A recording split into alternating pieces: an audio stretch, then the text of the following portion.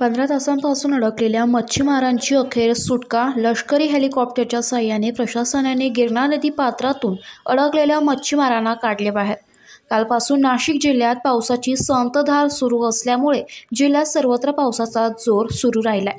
त्यातच काल मच्छीमारीसाठी मालेगाव येथील गिरणा नदी पात्रात गेलेले 12 ते 15 मच्छीमार मच्छीमारीसाठी गेले असता अचानक पाण्याच्या प्रवाहात वाढ झाल्याने ते नदी पात्रात अडकले होते.